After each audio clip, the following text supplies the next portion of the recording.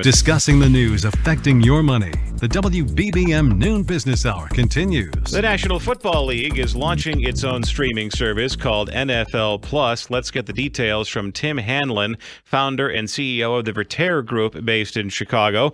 Tim, thanks for joining us today. NFL Plus, it's launched. The price is $4.99 per month.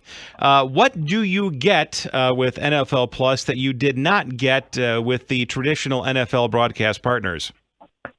Yeah, it's a great question, Rob. It's indicative of how confusing things are getting now, even for the NFL. What it is what was formerly available through Verizon and Yahoo, which was these things called, if you will, mobile rights, which the NFL was finding was not going to be renewed by either Verizon or Yahoo or anybody else for that matter at a price that they felt it was warranted. What that basically means is that through the basic subscription of $4.99 a month for NFL Plus, you will get mobile and digital access to in-market broadcast games. So if you're wanting to watch the Bears game that's ostensibly on Channel 32, WFLD, you cannot watch that game outside of your house. Now you can with this subscription via your mobile device or your tablet.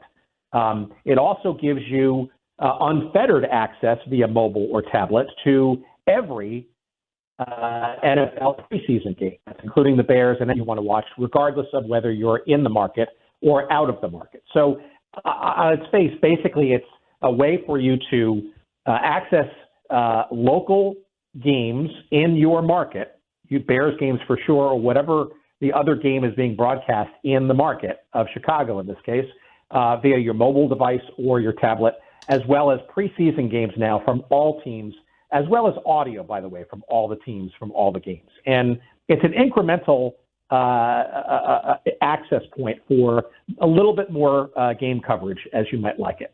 Is this merely a stalking horse for a couple of years from now when the traditional rights fees with ESPN, NBC, CBS, and Fox all come up, that the app could become the home to the NFL? Or does the league just enjoy those giant billion-dollar checks for Monday Night Football, Thursday Night Football, Sundays, and the like?